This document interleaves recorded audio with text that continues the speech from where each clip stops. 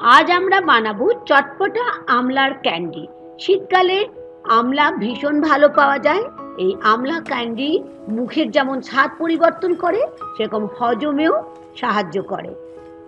তাহলে চলুন বানিয়ে নিই বাড়িতে খুব সহজে আমলা ক্যান্ডি, যেটা শীতকালে স্পেশাল একটা রেসিপি। আমি এর জন্য 250 থেকে 300 গ্রাম আমলা নিয়েছি। খুব ভালো করে ধুয়ে পরিষ্কার করে রেখেছি। গ্যাস স্টোভের মধ্যে একটা জায়গা বসিয়ে 1 কাপ জল, বড় কাপের 1 কাপ জল ভালো করে ফুটিয়ে নিয়ে দেখলেন একটা ফুটো ফুটো দেওয়ার মতো প্লেট আমি বসিয়ে নিলাম। তার উপরে আমলাগুলোকে আমি সাজিয়ে নিচ্ছি।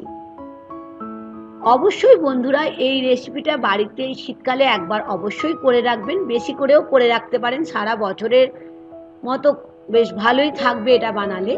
ঢাকা দিয়ে হাই ফ্লেমে আমি 5 থেকে 8 মিনিটের মতো এটাকে স্টিম করতে দিচ্ছি। এইদিকে আমি আর একটা ওভেনে একটা প্যান বসিয়ে নিয়ে কিছু মশলা ভেজে নেব। নিয়ে নিলাম 1 চামচ গোটা জিরে, তার সাথে নিচ্ছি 1 চামচ জোয়ান, আর তার সাথে নিয়ে নিলাম হাফ চামচের মতো গোলমরিচ। লো ফ্লেমে 30 থেকে 40 সেকেন্ডের মতো বেশ ভালো করে আমি এটাকে রোস্ট করে নিচ্ছি। কিন্তু খুব বেশি রোস্ট করা চলবে না, তাহলে তেতো হয়ে যাবে। আমি গ্যাস ওভেনটা বন্ধ করে দেখুন ঠিক এরকম ভাবে একটু নাড়িয়ে নিলাম। এখন এই মশলাটাকে ঠান্ডা করার জন্য আমি এখানে নিয়ে নিচ্ছি একটা পাত্র, তার মধ্যে আমি মশলাটাকে ঢেলে নিচ্ছি। এখন যেটা আমাদের করতে হবে, এটাকে একটা পাউডারের মতো করে আমাদের এটা গুঁড়ো করতে হবে। মিক্সির জার নিলাম, তার সাথে নিলাম বড় চামচের 2 চামচ ব্ল্যাক সল্ট, নিয়ে নিচ্ছি হাফ চামচের মতো আদার পাউডার, তার সাথে নিচ্ছি 1 পিঞ্চ হিং। হিংটা অবশ্যই কম দিতে হবে, তা না হলে তেতো হয়ে যাবে।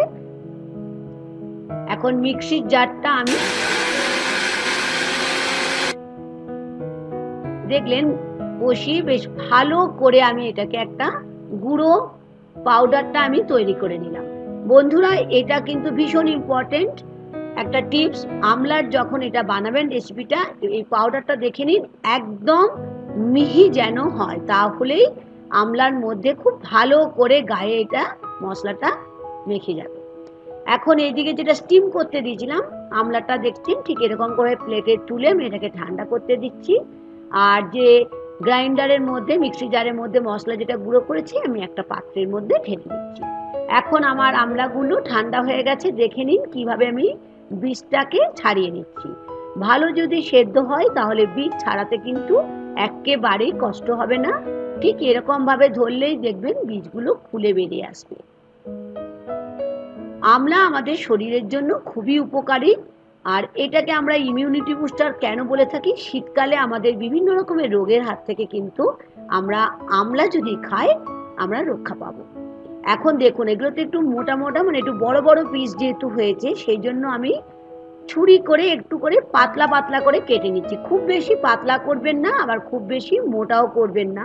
তার কারণ হচ্ছে যদি আমরা খুব বেশি পাতলা করি তাহলে যখন শুকাবে তখন একদমই ছোট হয়ে যাবে, আর মোটা করলে আমাদের মশলাগুলো এর মধ্যে ধরতে দেখেছেন ঠিক এরকম সাইজে আমি করে নিলাম।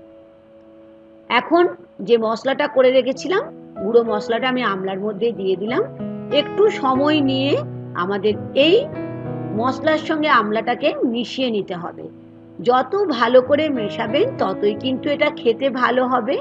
আর খুব ভালো করে মিশিয়ে নেওয়ার পরে এটাকে আমি 1 ঘন্টার মতো ঢাকা দিয়ে রেখেছিলাম। এখন 1 ঘন্টা পর ফেরত এলাম, দেখেই বুঝতে পারছেন কি সুন্দর আমাদের আমলার প্রত্যেকটা আমলার গায়ে মশলার একটা কোটিং লেগে গেছে। এখন যেটা করছি একটা প্লেটের মধ্যে প্রত্যেকটা মশলা মাখানো আমলাগুলোকে আমি আলাদা করে রাখছি। এখন আমাদের আমলা মশলা তো রেডি হয়ে গেছে একদম মাখিয়ে। এখন আমি রাখছি একে সূর্যের আলোতে।